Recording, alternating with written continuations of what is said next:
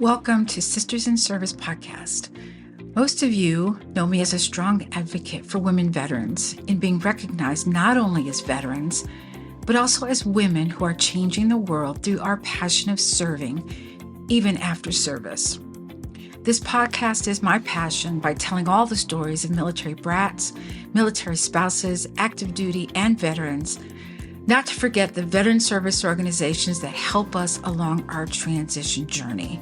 I want to thank you in advance for listening. I hope that you will join me every week. A new podcast and episode comes out every Tuesday, so I hope that you will join and I hope that you enjoy. This podcast is brought to you by Small Space Pilates. Are you ready to get fit and fabulous from the comfort of your own home? Look no further than Small Space Pilates. With live online Pilates and strength training classes, a video library, and a no perfection allowed policy, you can achieve your fitness goals without ever leaving your house. Click on the link for your complimentary week and start your journey to feeling fabulous today. Hi, everyone, and welcome to another episode of Why Not Wellness. You know me, I'm Kat Corchado. I'm the freaking fabulous Kat Corchado.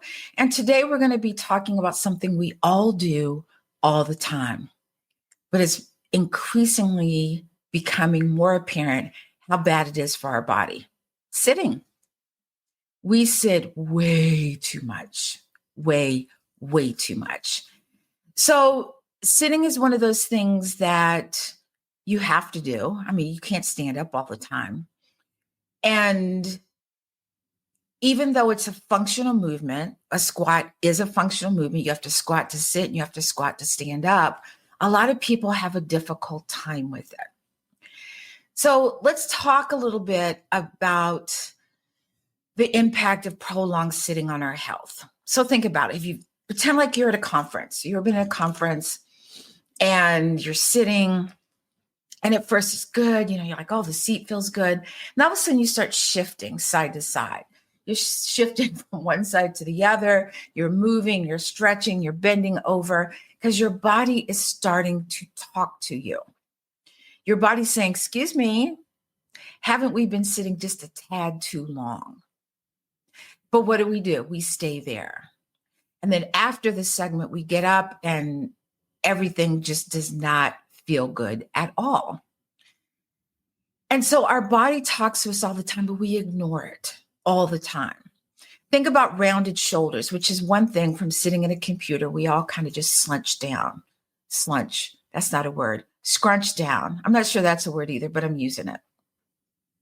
But there was a time when you would go there and your body goes, oh, no, we want to sit up a little more.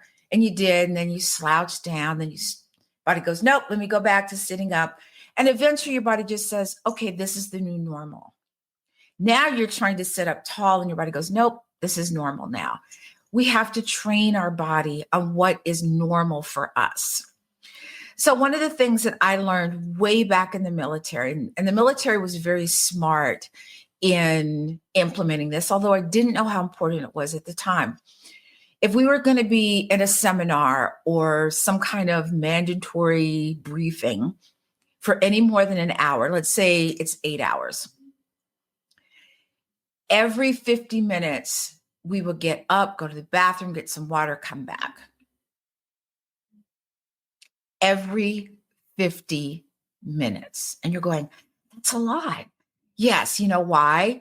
I had a supervisor who said that sitting makes you stupid. And what he meant by that is sitting, there's a direct connection between your bottom and your brain. If your bottom goes numb, guess what happens to your brain? Here's another example. Have you ever been sitting? I'm going to take an email, for instance, because this happens to me all the time. You're working on this email. You think you have it perfect. You get up and you go get water. You go to the bathroom or something. You come back and you notice all the typos in your email. Has that happened to you? Numerous times to me. And it's when you get up, it's almost like a reset for your body and for your brain. So it's important for me to talk about this every few episodes because I think it's so important. Now, they talk about prolonged sitting. How long is sitting too long? Well, the general consensus is that, or many health experts talk about getting up and moving around every few minutes, every half an hour to an hour. I think every half an hour is excessive, but that 50 minutes, till the hour of getting up, going to do what you need to do and coming back, I think is something doable for all of us. So what are the risks of sitting too long? They call it the sitting disease. Okay. Well, for one thing, sitting too long compresses everything. So if I'm sitting up when I first start, and then my shoulders start to round, there's my upper back and shoulders. Now, everything in my spine from the top to the bottom is being compressed all the way to the tailbone. Everything's sinking down and not in a good way. So think about doing that over and over and over again, every day, every week, every month of every year. And then we sit there and go, wow, my back doesn't feel good. Yeah. But it's our lifestyle. This is what we do. We're all working from home. And it's one of those things that it has to be top of mind for you to get up. We all have one of these. What are these called? iPhone or an Android or whatever phone you have. Put a timer on it. Whenever you start, say 50 minutes reminder, get up and move, and do that every hour. So it's hard for us to move around, but it's even harder. It's hard for us to sit still. I can't sit for an extended amount of time. It's too hard for me because I'm a movement specialist. So what do I want to do? I want to get up and move.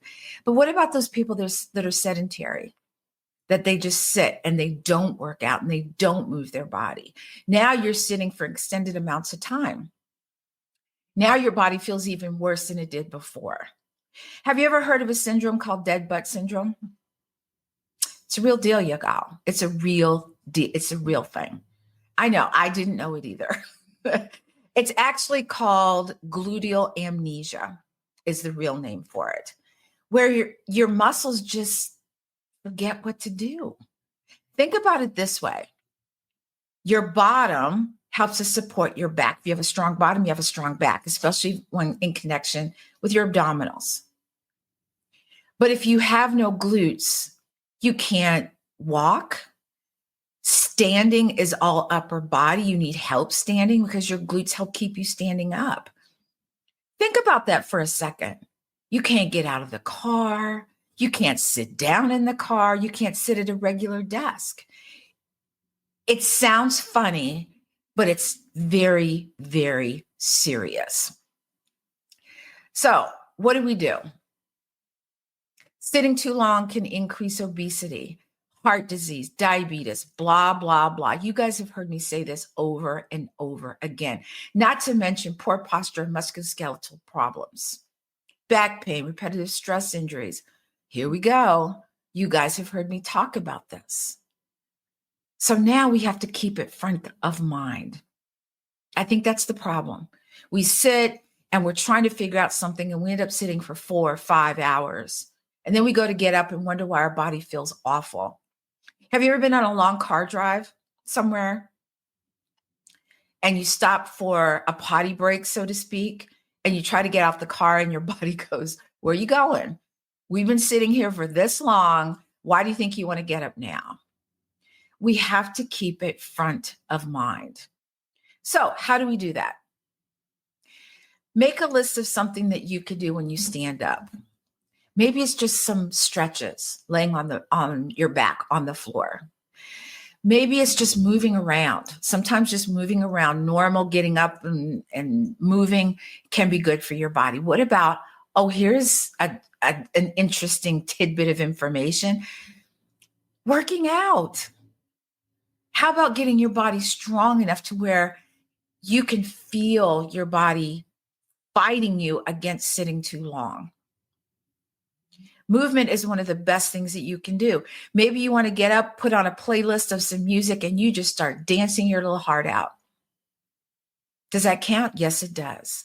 Walking around the condo. I have very long hallways in my condo. I might do 5 or 10 minutes just walking up and down the hallways. Does that help? Yes, it does. So I want to encourage you to take action.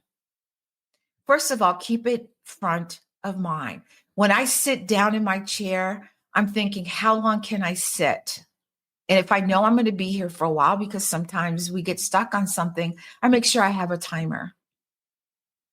And then I get up and I reset. Remember, the reset's great for your brain and your body. Movement is good for your brain and your body. Weight training, you see where I'm going with this? Movement, just movement is good for your body. It's good for your brain. It's good for your entire health. So when we talk about these risks of sitting, I haven't told you anything that you don't know. You guys know this. You've heard this. You've read this. You're on social media. I know you are. And you've seen all of these, why sitting is bad for you. Sitting is the new smoking. I tend to think, as bad as smoking was and is, I think sitting's worse because it affects everything in your body. Smoking, your lungs, okay, we need those to breathe. But sitting is something that's preventable. They both are, by the way. They're both preventable. But we have to put it in place of what we're going to do when we've been sitting too long. So as a movement specialist, it's important for me to put this information out there.